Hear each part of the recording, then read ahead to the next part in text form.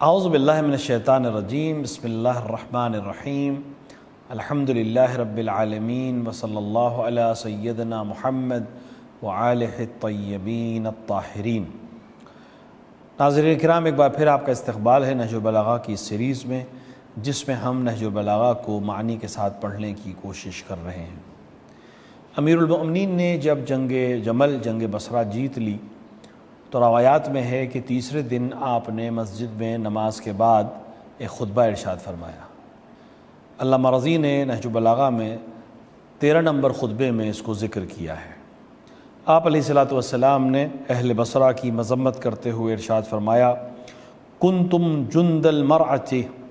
واتباع البحیمہ، رغا فعجبتم وعقر فحربتم، اخلاقکم دقاق وعہدکم شقاق ودینکم نفاق ومعکم زعاق، والمقیم بین الازہرکم مرتحن بذنبہ،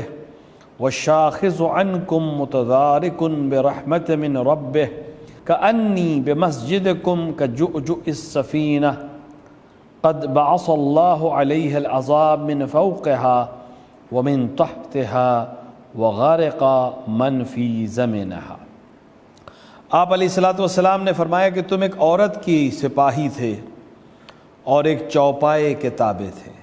ظاہر ہے کہ اس جنگ میں سرداری جو خاتون کر رہی تھیں اور وہ ایک اونٹ پر سوار تھیں، لہٰذا اسی کی طرف نسبت دی کہ تم ایک عورت کے سپاہ تھے، فوجی تھے اور چوپائے کے تابع تھے۔ وہ بلبلایا تو تم لبیک کہتے ہوئے بڑھے، اور وہ زخمی ہوا تو تم بھاگ کھڑے ہوئے۔ تم پست اخلاق و عہد شکن ہو، تمہارے دین ظاہر کچھ ہے اور باطن کچھ، تمہاری سرزمین کا پانی تک شور ہے یعنی نمکین ہے،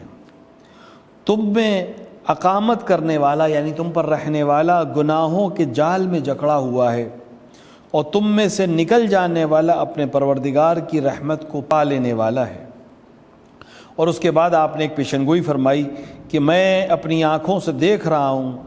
جب تمہاری مسجدیں یوں نمایاں ہوں گی جس طرح کشتی کا سینہ، درحالہ کہ اللہ نے تمہارے شہر پر، اس کے اوپر، اس کے نیچے سے عذاب بھیج دیا ہوگا اور وہ اپنے رہنے والوں سمیت ڈوب چکا ہوگا۔ امیر المؤمنین نے اہل بصرہ کے سلسلے میں فرمایا کہ تم ایک خاتون کے کہنے پہ میدان جنگ میں آ گئے اور ایک اونٹ کے چاروں طرف جمع ہو گئے،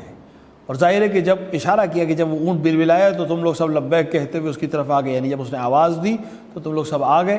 اور جب وہ گر گیا، ظاہر ہے کہ اس جنگ میں امام حسن مجتبیٰ علیہ الصلوۃ والسلام نے جب اس اونٹ کے پیر کاٹ دیے تو وہ اونٹ گر گیا، اور اسی کے ساتھ جنگ بصرہ، جنگ جمل ختم ہو گئی۔ آپ اسی کی طرف اشارہ فرمانا کہ جیسے ہی اونٹ گرا تم بھی بھاگ کھڑے ہوئے، اور تمہارا دین نفاق ہے، تم کچھ سامنے سے کچھ کہتے ہو، پیٹھ پیچھے کچھ کرتے ہو، اور تمہاری یہ زمین، ظاہر سی بات ہے کہ زمین کی طرف اشارہ اہل کی طرف ہے کہ تمہاری یہ زمین تک کا پانی جو ہے وہ کڑوا پانی ہے، نمکین پانی ہے، اور یہاں جو رہے گا یعنی تم لوگوں کے درمیان جو رہے گا وہ بے دین ہو جائے گا، اور جو یہاں سے نکل جائے گا وہ بہرحال اپنے خدا کی رحمت کی طرف زیادہ تیزی سے بڑھے گا۔ اور پھر امیر المومنین علیہ الصلوۃ والسلام نے ایک پیشن گوئی کی کہ میں عنقریب دیکھ رہا ہوں کہ بصرہ پانی میں ڈوب گیا ہے، اور کئی اس کے اندر ہمیں الگ الگ روایات میں تشبیہیں ملی ہیں، کہیں مسجد کو موتی کی طرح کہا گیا ہے، کہیں شتر مرغ کی طرح کہا گیا ہے، کہیں یہاں پر جیسے کہا گیا ہے کہ وہ اس طرح سے نظر آئے گی مسجد کے گنبد جیسے کشتی کا سینہ پانی کے اوپر سے نظر آتا ہے۔ اور تاریخ میں ملتا ہے کہ 2 بار بصرہ پانی میں ڈوبا، اور بالکل یہی منظر تھا کہ پورا شہر ڈوب چکا تھا،